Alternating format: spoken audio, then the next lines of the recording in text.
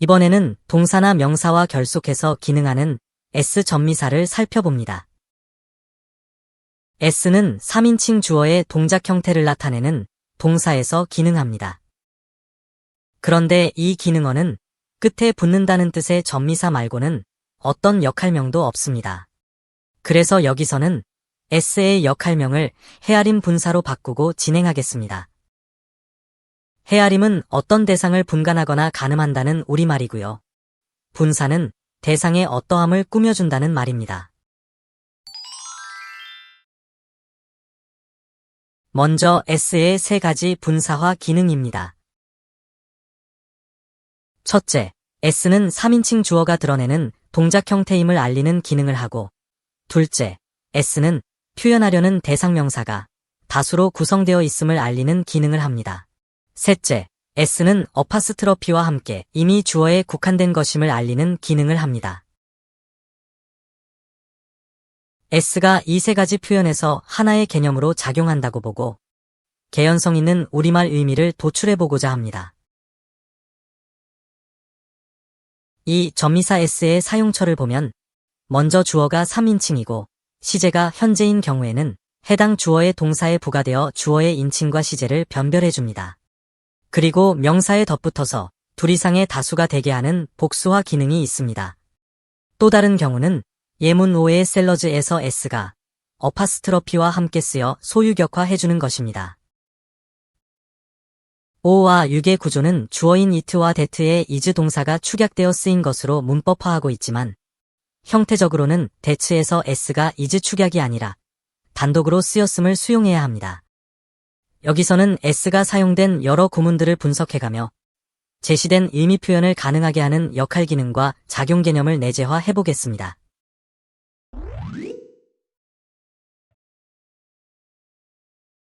위에 나열된 구문들 가운데 예문 1과 2의 차이는 아어에 부가된 S의 유무입니다. 예문 1, 2를 비교해보면 아어 앞에 1, 2의 기수가 수식되어 있기 때문에 S의 부가는 개수나 수량과 무관하지 않아야 합니다. 예문 1에서 1시간이 예문 2에서 2시간으로 배가 되었을 때 S가 부가되었기 때문입니다. 그렇다고 해서 S가 숫자적 배수에 관여한다고는 볼 수 없습니다. 본문 1에서 they are classmates의 S는 이 구성원들의 숫자를 배수 개념이 아니라 다수 개념으로 표현해주고 있으므로 classmates로 표현되는 구성원들을 자격, 등급, 입장, 여건 등이 같은 동일한 대상의 복수 집합체로 드러내는 셈입니다. 이것 때문에 명사에 부가된 S는 복수 표현을 위한 전미사로 문법 규정을 받게 됩니다.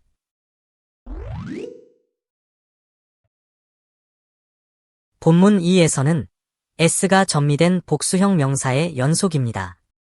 그리고 세 어휘 모두의 단수형은 단수명사이기 이전에 하나의 속성명사로서 어떤 꾸밈도 없이 태생적인 자기유형 그 자체만을 지칭하는 무관사 명사입니다. 서로 다른 형태와 속성으로 태어난 명사들인 아이프, 자압, 로여가 S의 부가로 인해서 그 나름의 유형으로 다수화되어 있습니다.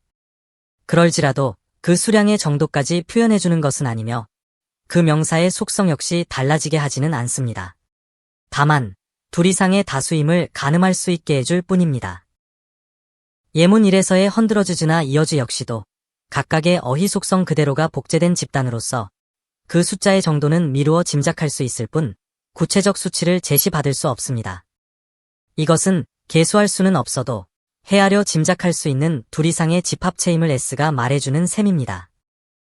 그러나 S의 부가는 여기에만 그치지 않습니다.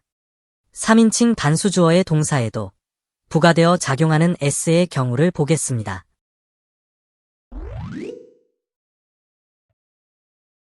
예문 1은 주어가 3인칭 단수이고 시제도 현재형으로서 하나의 상황에 대한 설명체 서술입니다.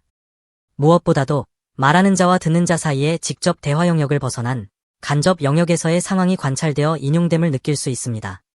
다시 말해, 화자는 상대방과 직접적인 대화 영역 내의 상황을 묻고 답하는 것이 아니라 간접 영역의 상황이나 실체를 대화 영역 내로 인용해서 상대자가 분간하게 합니다. 이 현상을 받아들여 본문 표현을 살펴보겠습니다. 아픔의 동작은 느낌 동작입니다.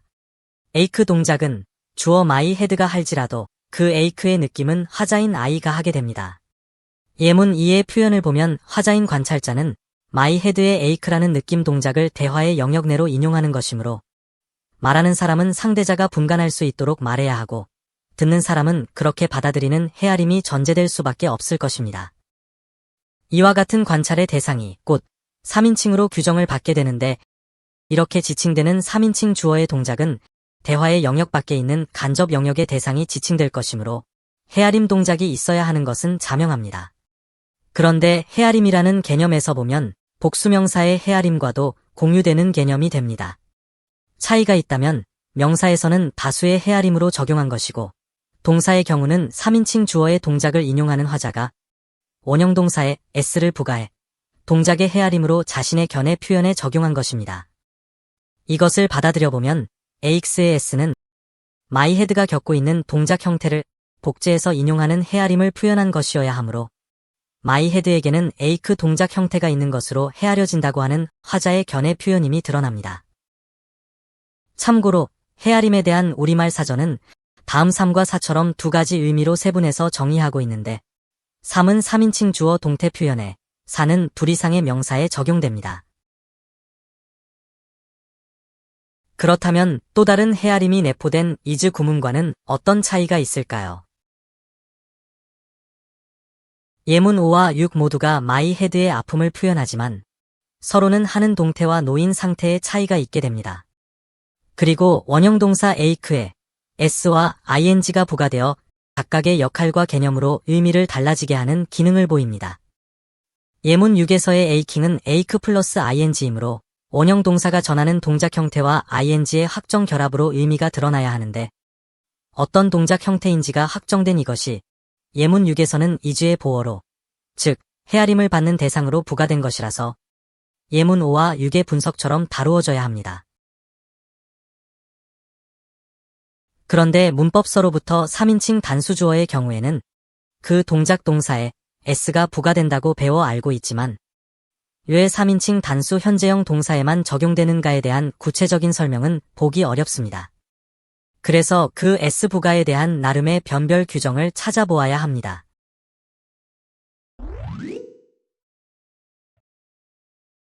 예문 1은 단수주어인 she, 2는 복수주어인 all 모두가 관찰 대상 3인칭입니다. 두 구문을 비교하면 예문 2에서는 스테어에 s를 부과하지 않고 원형동사의 역할 기능으로 주어의 응시동작 형태만을 표현합니다. 이런 현상은 주어의 수 때문일 수밖에 없는데 문법 규정에는 3인칭 단수주어의 s가 부과된다는 식으로 적용되어 있습니다. 그렇다면 3인칭 단수가 아니면 s로의 헤아림 대상이 될 수 없다는 것이 되는데 복수주어의 동작에는 s의 헤아림을 적용시킬 수 없다면 s의 헤아림은 그 동작 주어를 그나름의 유형으로 인용하는 것으로 규정해 볼 수 있습니다. 왜냐하면 유형화는 다른 것들과의 구별이 필요합니다. 또 그 유형은 단수이면 족하고 복수일지라도 하나로 단일화되어 표현되는 것을 볼 수 있으며 이 현상이 모든 3인칭 주어와 그 동사의 관계 속에서 나타나기 때문입니다. 이것은 is가 3인칭 단수 주어의 동작에 작용할 때 유형 분간을 역할 기능으로 하는 것에서도 개연성을 찾아볼 수 있는데 어떤 대상이 3인칭으로 지칭될 때는 해당 주어를 하나의 유형으로 분간해주는 헤아림이 작용하고 있다고 여겨지므로 is의 축약으로 보는 다음의 구문에서도 이 분간의 헤아림을 적용해 보겠습니다.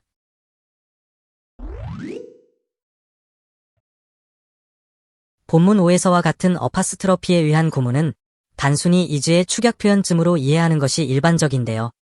그렇다면 왜 축약해서 표현하는 것이며 축약되지 않을 경우와는 어떤 의미 차이가 있는 것일까요? 예문 1과 2에서 우리말 해석이 옳다면 5화만큼의 의미 차이가 있어야 하는데 축약 어파스트러피와 s의 역할 기능대로라면 이와 같은 해석상의 차이는 적절한 것으로 보입니다. 먼저 1에서의 is는 표층적으로 3인칭 현재 시제의 상태동사로 분별되어야 하지만 심층적으로는 대상의 존재 유형을 분간시키는 변별 기능을 보이고 있습니다. 달리 말해서 is는 언제나 3인칭 현재형 단수주어에만 작용하고 있기 때문에 주어를 하나의 유형으로 보는 선택과 그렇게 선택된 주어가 보여주는 동작 유형까지도 분간시켜주는 역할에 따라 발화되는 존재 상태 동사이게 됩니다. 이에 따르면 1표현은 단순히 주어 someone이 그만의 모습으로 존재하고 있음을 헤아려주는 분간형의 구문입니다. 그러나 예문 2에서는 어파스트러피의 기능인 국한시킴과 임의형 시제에 의한 작용 개념이 s와 결합되어서 그만의 되어진 모습으로 헤아려진다라는 개념을 갖는 구문이 됩니다.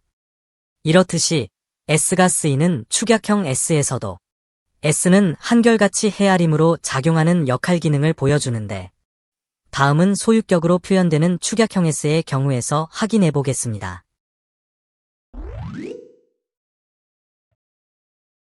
본문 6에서 good children's 부분은 소유격을 위한 표현으로 인지하게 됩니다.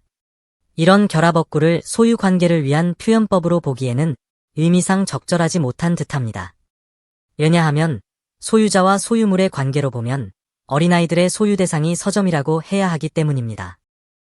서점은 특성상 아이들이 점유하는 것으로 볼 수는 있어도 소유하는 대상으로 보기에는 무리가 있어서 여기에 사용된 축약형 s의 소유격화는 다시 생각해 보아야 합니다. 예문 1은 어파스트러피의 역할인 수용 국한이 작용하고 있기 때문에 주어가 수용하고 있으므로 지정되어 축약형 s가 형태적으로는 소유격화되는 듯 볼 수 있습니다. 그렇지만 축약형 s에서의 s까지 소유격화 기능으로 문법화하지 않아야 하는데, 소유격화는 어파스트러피의 역할 기능인 수용 국한 때문에 비롯된 것이고, 부가시켜 표현해주는 s는 그 수용이 주어에게 국한된 것으로 보는 헤아림을 말하고 있을 뿐입니다. 다음의 경우에도 역시 s의 헤아림 기능 때문에 나타나는 현상임을 이해해 보겠습니다.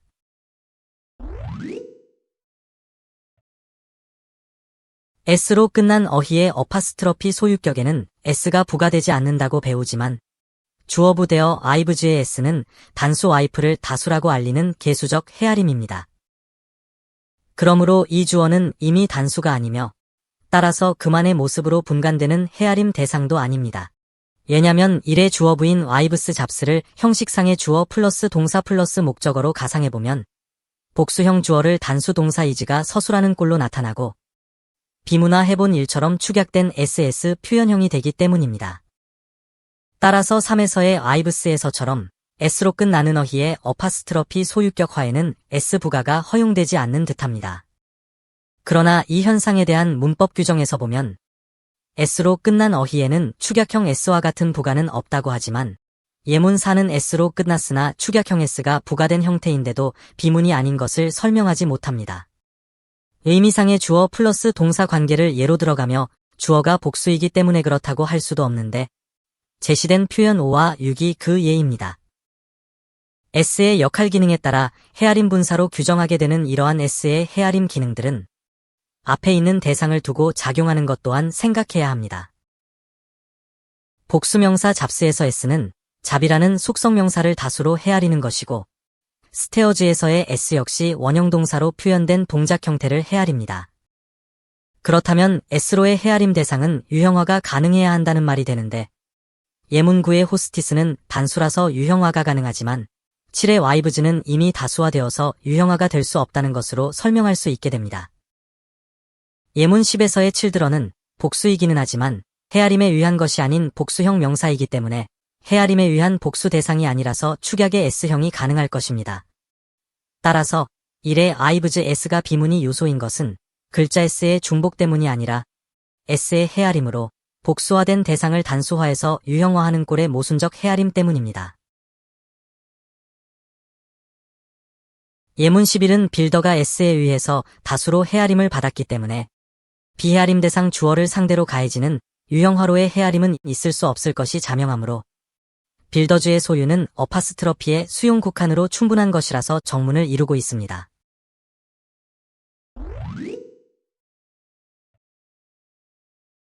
본문 8에서 동사부의 축약형 s는 이즈의 축약이어야 하는지 아니면 해즈의 축약이어야 하는지 확인해 보아야 합니다. 이즈의 축약이라면 수동태 구문이고 해즈의 축약이라면 완료형 구문이기 때문입니다. 예문 1의 어휘나열 구조가 축약에 의한 것이면 예문 2와 3 중에서 어느 쪽을 축약한 것일까요? 축약이라면 축약 이전의 구문 형태는 2와 3으로 복원되어질 수 있을 것이고, 이렇게 말하는 사람은 이즈와 해즈를 선택하면서 표현 의도를 반영했을 것입니다. 표현 의도에 맞게 각 어휘의 역할 개념을 반영해보면 예문 2에서는 is를 선택했으므로 다시 남자친구를 갖게 된 유형의 여자로 주어의 존재를 분간하고자 한 것이고, 예문 3은 has를 선택했으므로 또 한 번 남자친구와 관계지속 상태에 있음을 밝힌 셈입니다. 이렇듯이 두 어휘의 선택에는 뚜렷한 의미 차이가 있기 때문에 예문 1 같은 나열 형태를 2나 3으로부터 축약된 것으로 보는 것은 그 의미가 중의적이라서 모호해집니다. 축약형 s에는 has의 역할 기능인 수용이 축약형으로 결합된 어파스트러피에 존재하고, is 동사의 헤아림 역할 기능은 s에도 있기 때문에 어파스트러피와 s의 결속 표현은 is와 has의 축약이 아니라 축약형 s 그 자체가 새로운 어휘 개념인 분간된 유형으로 작용한다고 보아야 합니다. 그렇다면 축약형 s에서 s의 헤아림을 다음의 구문에도 적용이 가능할지 생각해 보겠습니다.